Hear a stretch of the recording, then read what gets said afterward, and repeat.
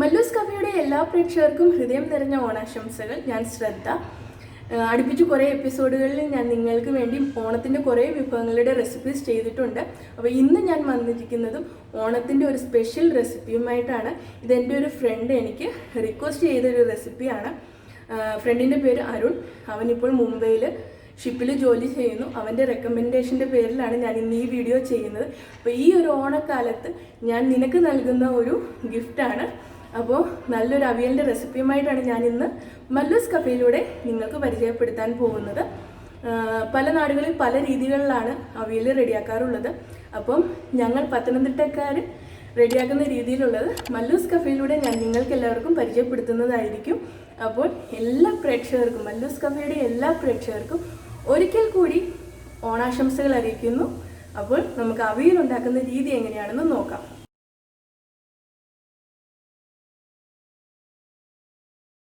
Welcome back. അപ്പോൾ നമുക്ക് അവിയൽ ഉണ്ടാക്കാൻ എന്തൊക്കെ വേണമെന്ന് ആദ്യം നമുക്ക് പരിചയപ്പെടാം. അതിനുവേണ്ടി ഞാൻ കുറേ പച്ചക്കറികളൊക്കെ ഇവിടെ കട്ട് ചെയ്ത് വെച്ചിട്ടുണ്ട്. ആദ്യം തന്നെ ഒരു 1.5 കപ്പോളം തേങ്ങ, അതിൽ ജീരകവും കുറച്ച് എരിവുള്ള മുളക് പൊടിയും അതുപോലെ തന്നെ മഞ്ഞൾപ്പൊടിയും കൂടി ചേർത്തിട്ട് ചതച്ചെടുത്ത് വെച്ചിരിക്കുന്നതാണ്. അത് സൈഡിലേക്ക് വെക്കാം. പിന്നീട് വേണ്ടുന്നത് നമ്മുടെ വെളിച്ചെണ്ണ വേണം, അതുപോലെ തന്നെ മഞ്ഞൾപ്പൊടി, അതുപോലെ എരിവുള്ള മുളക് പൊടി വേണം, ആവശ്യത്തിനുള്ള ഉപ്പ്, കറിവേപ്പില. പിന്നെ വേണ്ടുന്നതെന്ന് പറഞ്ഞാൽ കുറച്ച് പച്ചക്കറികൾ ഞാനിവിടെ കട്ട് ചെയ്ത് വെച്ചിട്ടുണ്ട്. അതിൽ ഞാൻ ചേന ചെറിയതായിട്ട് കട്ട് ചെയ്തത് എടുത്തിട്ടുണ്ട്, മുരിങ്ങയ്ക്ക ഉണ്ട്, അതുപോലെ ചെറിയ പയർ കട്ട് ചെയ്തതുണ്ട്, തക്കാളിക്ക എടുത്തിട്ടുണ്ട്, ഉരുളൻകിഴങ്ങ് എടുത്തിട്ടുണ്ട്, അതുപോലെ പടവലങ്ങ, ക്യാരറ്റ്, പിന്നെ വഴുതനങ്ങ, നല്ല എരിവുള്ള പച്ചമുളക് ഇട്ടിട്ടുണ്ട്, പിന്നെ ചേമ്പ് അത് ചെറുതായിട്ട് കട്ട് ചെയ്തത് ഇട്ടിട്ടുണ്ട്. അങ്ങനെ കുറേ പച്ചക്കറികൾ കട്ട് ചെയ്തിട്ട് ഇതുപോലെ നീളത്തിൽ കട്ട് ചെയ്തെടുത്തതുണ്ട്. നല്ലതുപോലെ ഇതുപോലെ നൈസായിട്ട് നല്ല നീളത്തിൽ കട്ട് ചെയ്തെടുക്കണം. അപ്പോൾ ഇത്രയും ഇൻഗ്രീഡിയൻസ് ഉപയോഗിച്ചിട്ട് നമുക്ക് അവിയൽ റെഡിയാക്കുന്ന രീതി നോക്കാം. അവിയൽ റെഡിയാക്കാൻ വേണ്ടി ഇതുപോലെ വലിയൊരു കടായി എടുത്ത് ഞാൻ വെച്ചിട്ടുണ്ട്. അതിലേക്ക് നമുക്ക് കട്ട് ചെയ്ത് വെച്ചിരിക്കുന്ന ഈ വെജിറ്റബിൾസ് ഇട്ട് കൊടുക്കാം.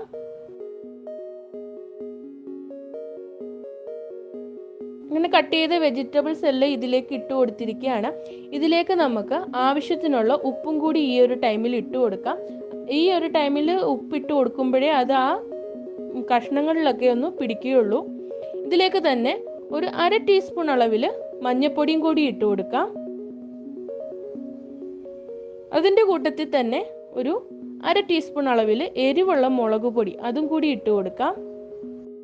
ഒരു 2 ടീസ്പൂൺ അളവിൽ നമ്മുടെ വെളിച്ചെണ്ണയും കൂടി ഇതിലേക്ക് ഒഴിച്ചു കൊടുക്കുകയാണ്.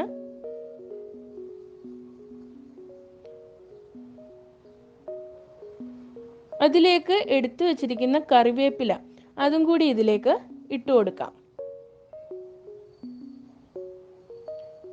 ഇത്രയും സാധനങ്ങൾ ഇട്ട് കൊടുത്ത് ഇതിലേക്ക് ഞാൻ ഈ ഇട്ടിരിക്കുന്ന വെജിറ്റബിൾസ് എല്ലാം വേവാൻ വേണ്ടി ഒരു 1.5 കപ്പോളം വെള്ളം ഞാൻ ഒഴിച്ചു കൊടുത്തിട്ടുണ്ട്. ഈ 1.5 കപ്പ് അധികം വെള്ളം ആവാൻ പാടില്ല, എന്നാലും ഈ കഷ്ണങ്ങളെല്ലാം ഒന്ന് നമുക്ക് വെന്ത് കിട്ടണം. ഇതിനി നമുക്കൊരു അടപ്പ് പാത്രം ഉപയോഗിച്ച് അടച്ചതിന് ശേഷം ഈ കഷ്ണങ്ങൾ വേഗം വരെ ഒന്ന് വെയിറ്റ് ചെയ്യാം. കുക്ക് ചെയ്യാൻ വെച്ചിരുന്ന വെജിറ്റബിൾസ് ഒക്കെ വെന്തോന്നൊന്ന് നമുക്ക് നോക്കാം. ഇടയ്ക്ക് ഞാൻ ഈ അടപ്പ് പാത്രം ഒന്ന് മാറ്റിയതിന് ശേഷം ഇതെല്ലാം ഒന്ന് മിക്സ് ചെയ്ത് വെച്ചിരുന്നു. അപ്പോൾ ഇവിടെ നമ്മൾ കുക്ക് ചെയ്യാൻ വെച്ചിരുന്ന വെജിറ്റബിൾസ് ഒക്കെ നല്ലതുപോലെ വെന്ത് വന്നിട്ടുണ്ട്. ഇതിലേക്ക് നമ്മൾ റെഡിയാക്കി വെച്ചിരിക്കുന്ന തേങ്ങയുടെ ആ ഒരു കൂട്ട് അത് ഇതിലേക്ക് നമുക്ക് ഇട്ട് കൊടുക്കാം. ഇതിനി നല്ലതുപോലെ നമുക്കൊന്ന് മിക്സ് ചെയ്തെടുക്കാം. ഈ പച്ചക്കറിയും ഈ തേങ്ങയുടെ മിശ്രിതവും എല്ലാം കൂടി നല്ലതുപോലെ ഒന്ന് മിക്സ് ചെയ്തെടുക്കാം.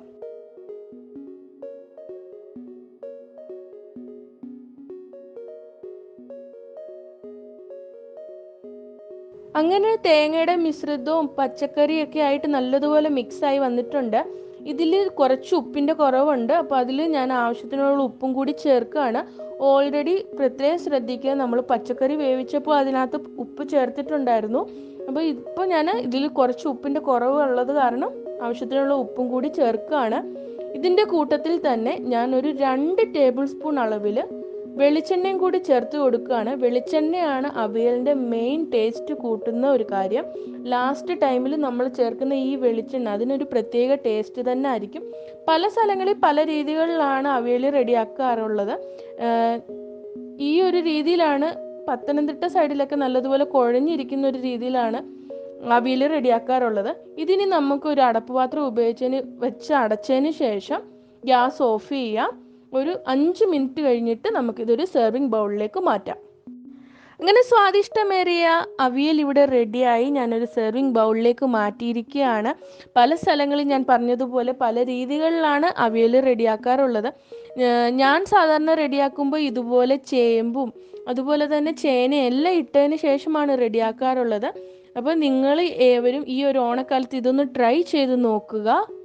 വിലയേറിയ അഭിപ്രായങ്ങളും ഞങ്ങളെ അറിയിക്കുക. അതുപോലെ തന്നെ ഈ ഓണക്കാലത്ത് നിങ്ങൾക്ക് വേണ്ടി ഞാൻ കുറേ വീഡിയോസ് ചെയ്ത് പോസ്റ്റ് ചെയ്തിട്ടുണ്ട്. അപ്പോൾ നിങ്ങൾ ഏവരും അത് ട്രൈ ചെയ്ത് നോക്കണം. എല്ലാവർക്കും മല്ലൂസ് കഫേയുടെ പേരിൽ ഒരിക്കൽ കൂടി ഓണാശംസകൾ അറിയിക്കുന്നു. മുമ്പോട്ട് പുതിയ വീഡിയോസുമായി കാണുന്നത് വരെ താങ്ക് യു.